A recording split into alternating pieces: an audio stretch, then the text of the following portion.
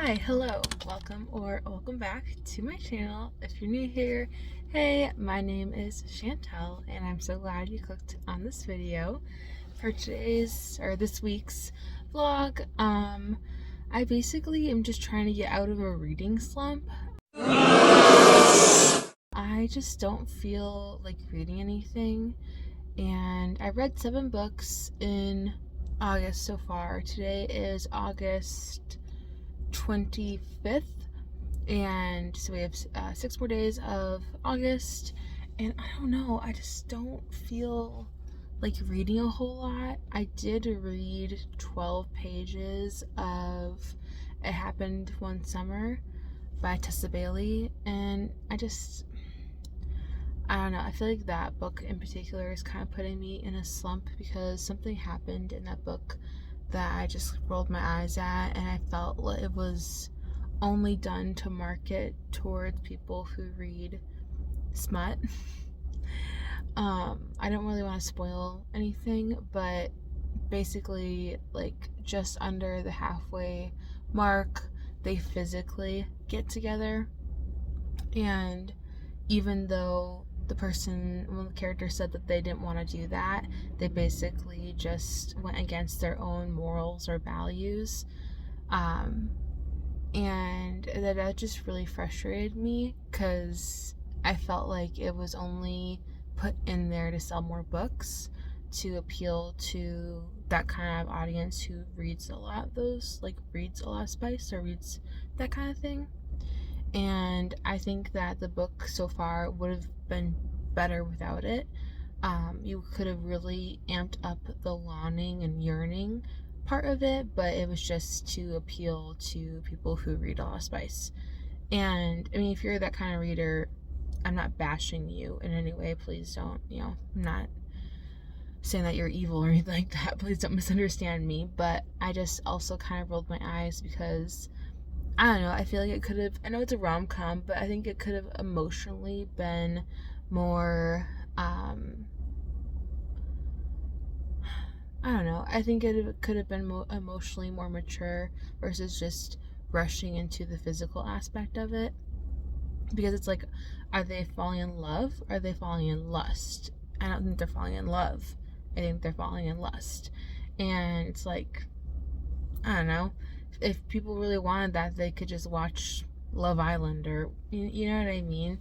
But like a romance is supposed to have like that, like those aspects of it. But anyway, I feel like that book is kind of so far put me in a slump. I still have like 160 pages of it left, and I don't know, I'm just I do want to finish it by the end of August, but I'm not necessarily like I need to finish it today or tomorrow.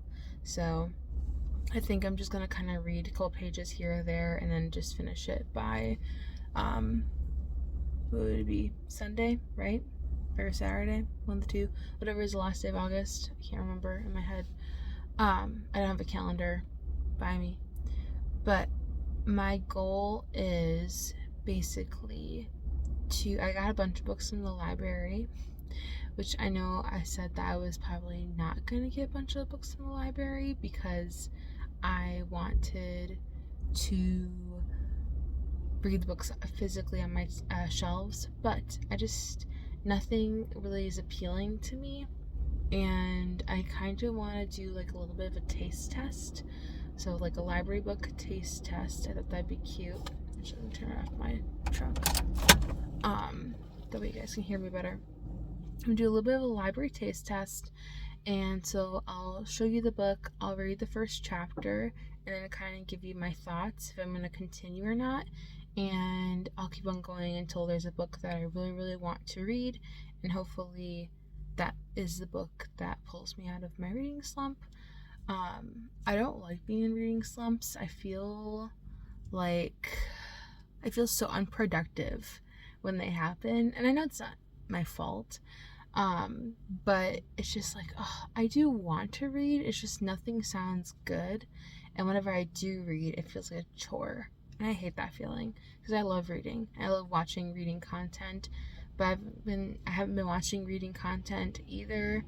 I haven't been listening to any audiobooks for like this past week. I've only read like 10 pages each day just to keep up my, basically I can mark that I read today on my reading tracker, because my goal for each day is 10 pages, and that's pretty much it. So I haven't really completed a whole lot, and I just kind of feel meh when it comes to books.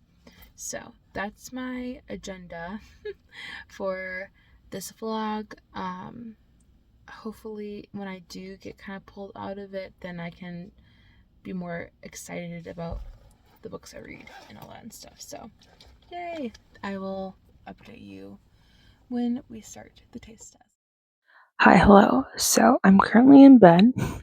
I'm about to go to sleep, but I did want to read chapter 2 and do a little bit of a taste test. So this is Frida McFadden's The Widow's Husband's Secret Lie. And it's more of like a satirical, funny novella than an actual book. Or like it's not a serious thriller that she would normally write, right? So, chapter 1 goes, I am browsing shampoos at the local, or I can't read today. I am browsing shampoos at the drugstore when I become aware that I am being followed. Dun dun dun. So I'm going to read the first chapter. It's like 6 pages or something like that. So I'll let you know what I think and if I'm going to continue with it or not, or if I'm going to pick a different book. And I have one picked that I think will be a hit, but we'll see.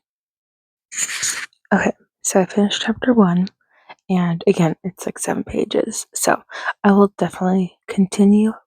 Okay, so the next book that I want to taste test is Falling Hard for the Royal Guard. This is by Megan Clausen. It's a really cute cover. I like it. So it says, love is in the air, like heir to the throne. So, despite living in I can't talk. Despite living in an actual castle, happily ever after is evading Margaret Maggie Moore. From her bedroom in the Tower of London, 26-year-old Maggie has always dreamed of her own fairy tale ending. Yet this 21st century London Yes, yet this is 21st century London, so instead of knights on white horses, she has catfish on Tinder. With her last relationship ending in a spectacular fashion, she swears off men for good. And then, a chance encounter with Royal Guard Freddie forces Maggie to admit that she isn't ready to give up on love just yet. But how do you catch the attention of someone who is trained to ignore all distractions? Can she share that true love's first kiss, or is she royally screwed? Which, just seems adorable. Okay, so it begins on chapter 1, and the first line is, the sun always leaves the east casemates first. I'm not sure what that means, but alright, I will update you in a second. Okay, sorry it's so dark. It's okay. It's not my favorite. I was kind of hoping that I would think it was more cute so far, and it's kind of meh. So we're following this girl named Maggie, and she works as like basically a ticket taker in the Tower of London. Alright, so is night 2. It's Tuesday, the 26th, and we're doing another reading taste test. I have 4 books here. I have You Deserve Each Other by Sarah Hogel, Never Fall for Your Fiancé by Virginia Heath, Becky Wade's Memory Lane, and The Inmate by Frida McFadden. So I'm going to read a chapter of each and kind of give you a rundown of what they're about. And then hopefully one of these ones I'll want to continue. I don't think I'm actually going to continue with either book from last night. I just am not in the mood for either of those. The falling hard for the royal guard sounds cute, but again, I just wasn't that thrilled with it. It was just kind of like meh. So I'm hoping one of these ones really sparks interest, and I like really want to read the next chapter. You know what I mean? So I am going to get to reading, and I'll update you in a second.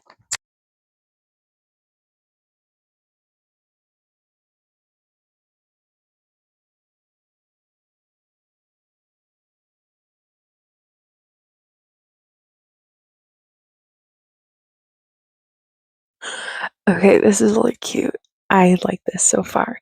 So it's following a lady named Naomi, and it's a prologue and chapter one that I read.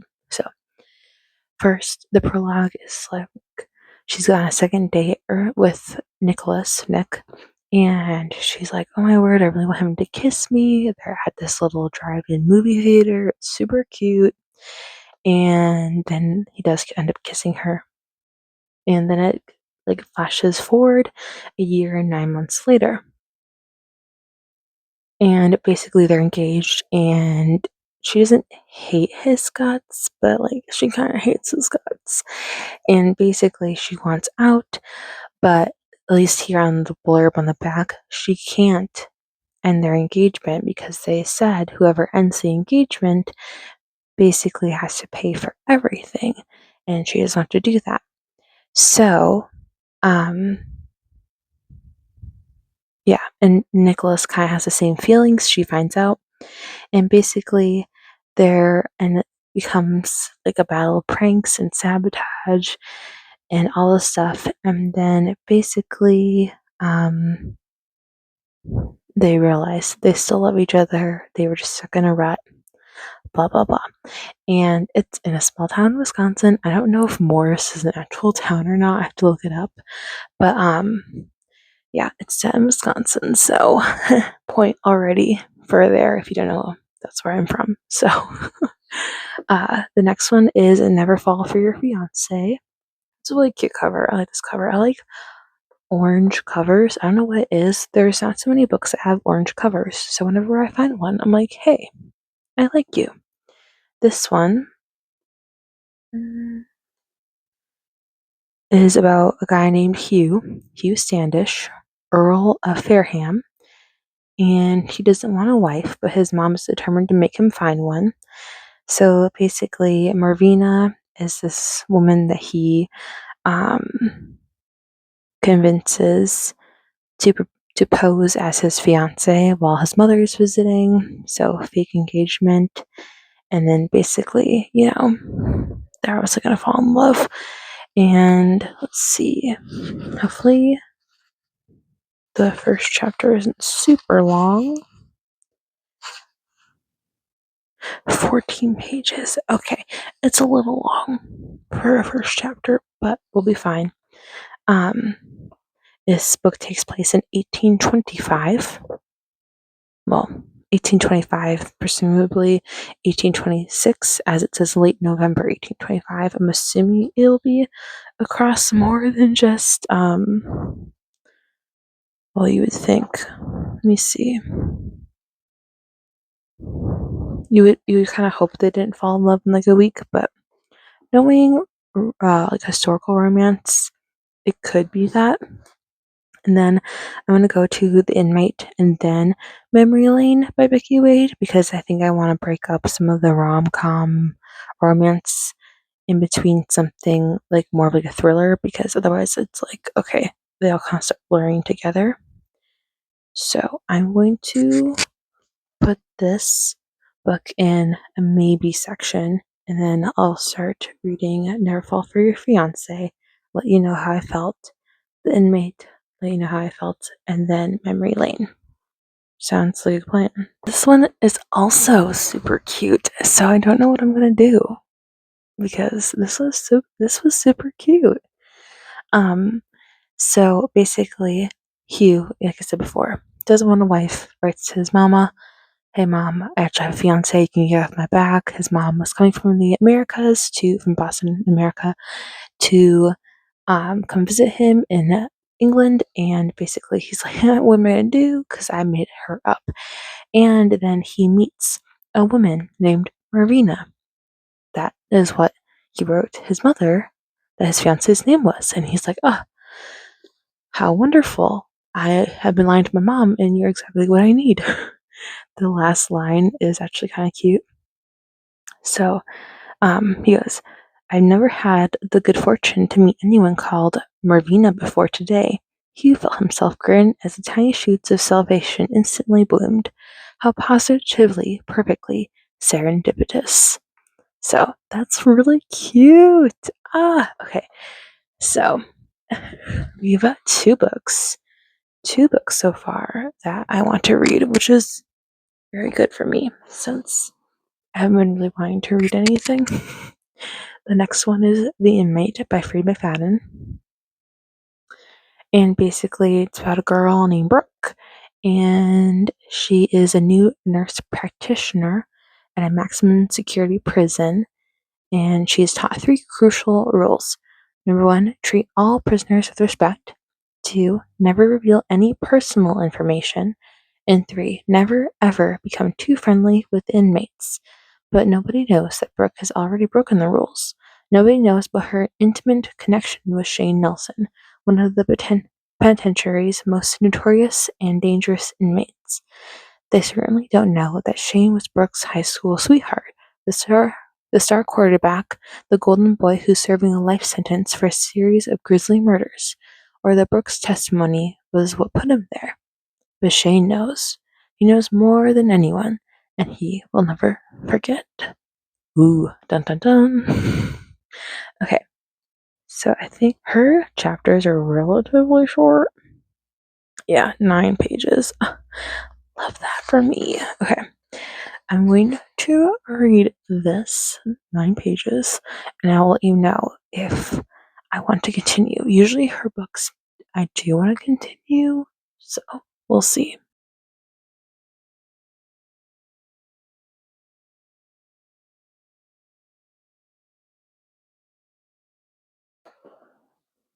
Okay, so this one is also really good, but I think it will be on the back burner after those two, and then when I need like a little bit of like a little rest, then I can do it. Sorry if y'all can hear that. I don't know if y'all can hear that or not. This book is thick. How many pages is this book? Oh my word. It's only 417, but oh my goodness. It just seems like such a big book, you know? Okay. So this one I think is supposed to be like more emotional. So I'm not sure how I feel about that. But basically, I'll read you the back. Okay. Oh wait, I need to tell you about the inmate first. Okay. The inmate, Freed McFadden. Basically, it's covering her like first day slash orientation, and not a whole lot happened. Obviously, like it's the first chapter. It was only 9 pages, but and half of that was her walking back and forth and getting basically the rules of the prison explained to her, so we know. And we find out she has a son, and we find out obviously from the back we know that already, but we find out Shane Nelson is her ex-boyfriend, her very first boyfriend. So, and that her testimony put him in prison. So interesting. But Memory Lane by Becky Wade.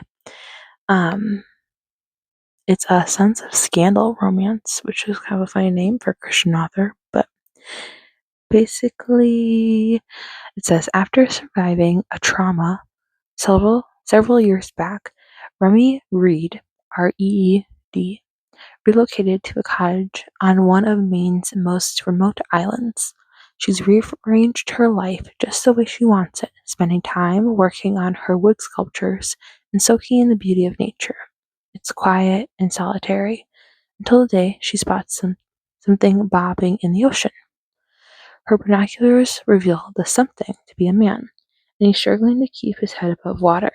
She races out to save him and brings him into her home. He's injured and doesn't detach from but which doesn't detract from his handsomeness, nor make him any easier to bear. He acts like a duke who's misplaced his dukedom, expensive taste, lazy, charming, bossy ideas. Remy would love nothing more to return him to his people, but he has no recollection of his life prior to the moment she rescued him. Though she's not interested in relationships other than the safe ones she's already established, she begins to realize he's coming to depend on her. Who is he? What happened that landed him in the Atlantic Ocean? And why is she drawn to him more and more as time goes by? There is no way to discover those answers except to walk beside him down memory lane. Yeah, I don't know about this one. It was recommended to me, and I don't know. Okay, sorry, it's 16 pages, which again feels kind of long, but I will update you when I'm done and my thoughts. This one I'm not too sure about. So this is better than what I thought so far. Again, only on page 16. Basically we get the first page of the back in 16 the elongated blurb in the first chapter.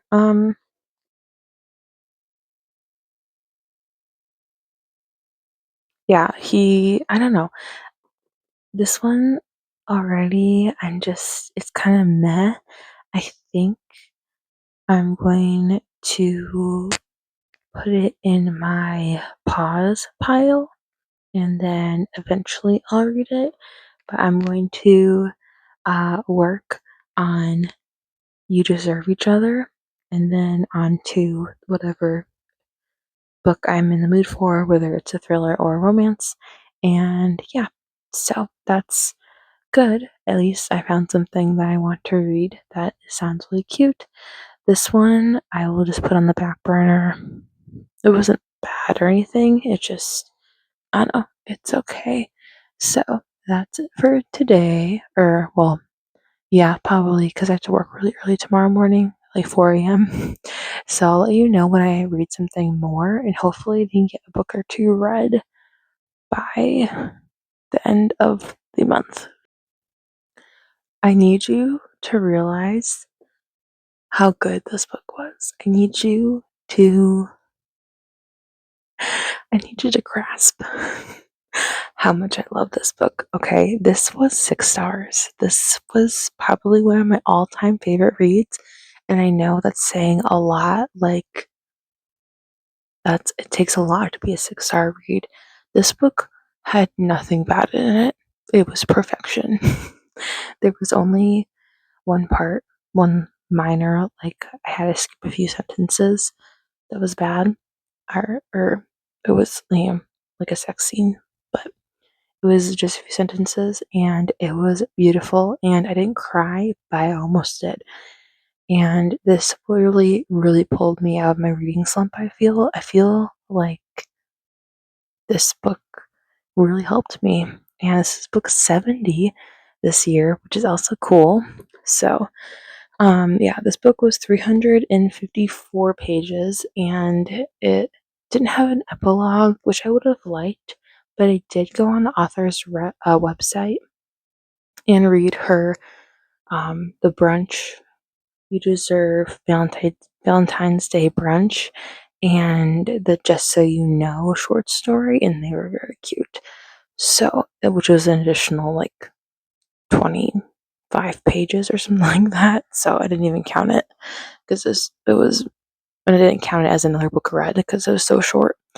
But yeah, this sincerely was one of the best books I've read this year.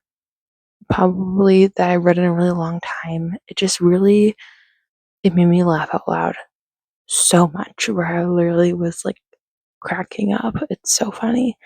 And then, but the characters, the way they both start and they're both kind of vindictive in their own ways and all these different things, and them growing and learning who they are as people and what that means in like a relationship and stuff. Oh my word, it was so beautiful.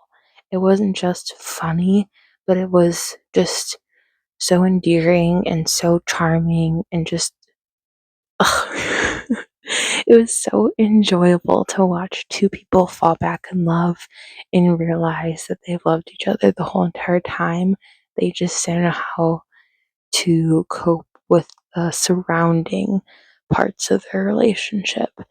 And I don't know, I just, it was so good. There was only one part where I kind of was like, eh, eh, and that was when Naomi and Nicholas were at like a party or something, like a game night with Naomi's friends and coworkers, and she didn't stick up for him, which I mind you, I understand why she didn't because it was so early in the book, but that was kind of disappointing for me to see her like not stick up for him and basically, and like how she did mistreat him in some ways. That was disappointing. But other than that, it was pretty perfect. And I mean, obviously they talked it out and all that stuff. But yes, I loved it. I really wish that this book would like be more of a series. I know it's just this book and then the little novella and stuff, but man, I feel like this she could have written more characters in this world, or this world. It's Morris Town, Wisconsin, which actually is a real town. It's like an hour and 40 minutes from where I live, up north in the state. So it is a real town, and which is cool. I like that it feels more realistic and local, to have some place semi close to me. And yeah, so I really enjoyed that. I did really like the later half of the book where Nicholas stands up to his parents. Naomi has kind of like a found family moment and that kind of stuff, and like with their house and everything. I really appreciated how long this was, where it wasn't not the number of pages, but it wasn't just like, oh no, a week later and everything's fine now. This was months and months of them building back their relationship, and that made it so much more realistic for me and so much more enjoyable. So yay. Oh, by the way, today's the 29th. Today's the 29th. It's Friday. I do want to read one more book before the end of Sunday night. So maybe we can get, this is my 8th book. Maybe we can get 9 books in for as I said, September for August. So let me go see. I kind of want to taste test. There's a few other books I have. I want to see what I'm feeling, and then I will see if The Inmate or Never Fall for Your Fiancé, if those win or if a different book wins. So let me go get that.